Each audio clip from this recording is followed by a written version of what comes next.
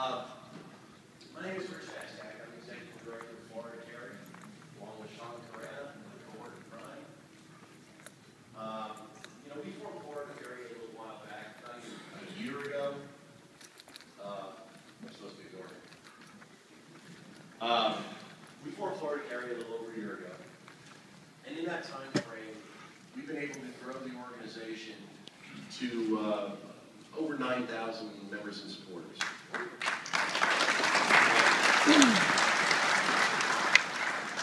I'd like to welcome, as an executive director of Florida Carry, I'd like to welcome you all to the Gunshine State.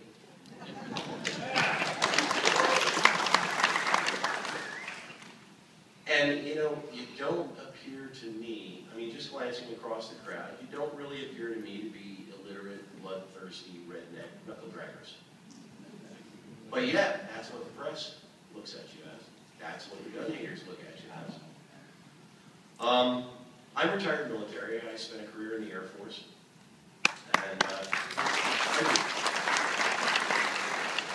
I was privileged enough to be stationed in West Berlin at the time the wall came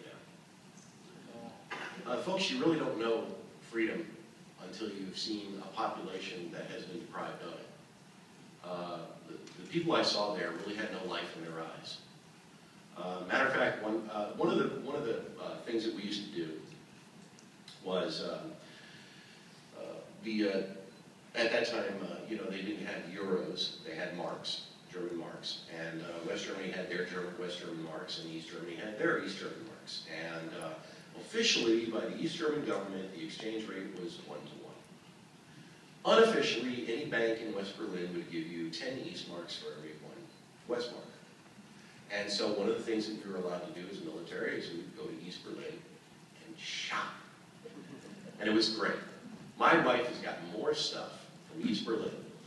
And it was dirt cheap. And one of the things that I used to like to do was collect little electric trains. They had, believe it or not, they had pretty good workmanship. But a group of us went in, and we were required to wear uniforms. A group of us went into an East German train shop, little hole in the wall. And the proprietor there started to serve us. He had talked to a couple of the other guys, and then, whoa. Just keep going, we can still hear. Okay, all right, I'll keep going.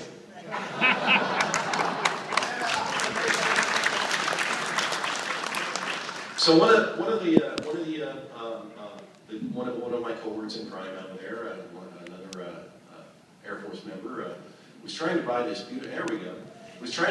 beautiful model of an old German steam engine, and it was, I don't know, 1,000 or 1,200 East German marks, which was $120, great deal.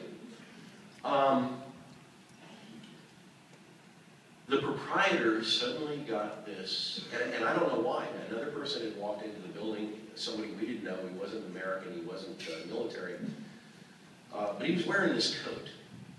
And he walked in, and the East German store proprietor took one look at him and immediately started saying, "I'm not going to serve any more Americans in my store.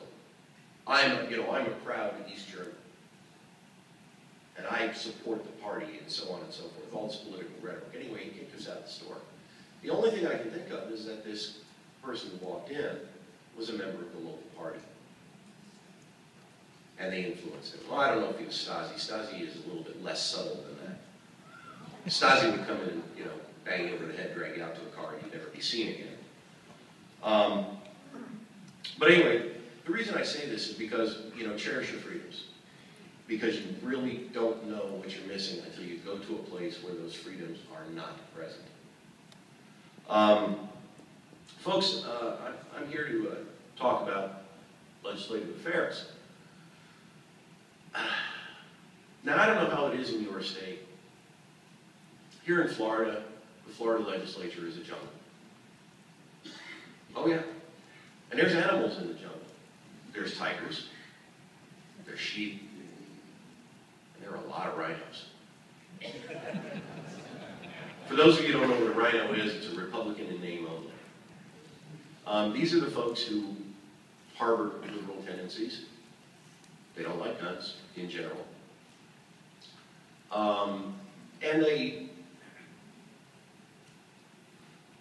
reason they're Republican is simply to get elected. Because they know in their districts they cannot get elected if they have, excuse me, a D after their name. And we run into them all the time. And I don't know how it is, like I say, in your state. It's very possible you have the same affliction. But it's up to us to be able to identify these people. It's up to us, and trust me, it's hard to get an incumbent out of office. But it's up to us to identify these people. It's up to us to expose them for what they are. And it's up to us to be on their backs day and night. And I'm not talking about just the rhinos. We need to do this with the sheep, and we need to do this with the tigers as well. Now, we need to be out there knocking on these people's office doors when they're out of session, calling them up in Tallahassee or whatever your state capital is while we're in session. By the way, do you know that since in Florida we got preemption passed, HB 45 was passed in the 2010 legislative session, that we can now carry firearms in the state capitol building.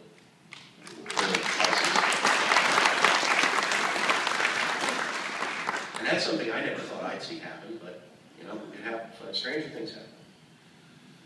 You know, the legislators, it's not their fault, because in general they're uninformed. I mean, I've talked to many of them, and I've sat as an audience member in panels such as this and listened to them speak. And they don't really know. They don't know gun laws. They don't know guns. They don't know when they're being lied to.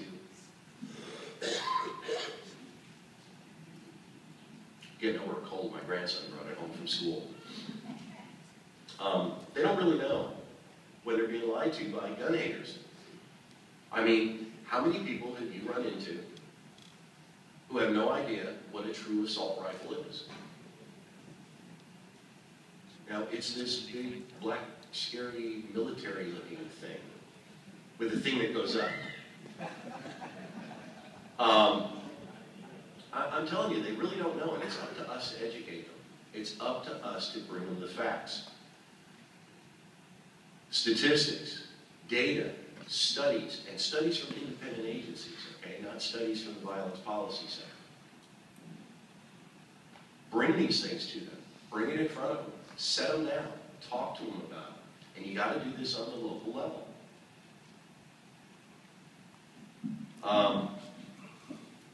Education, it's key. Okay?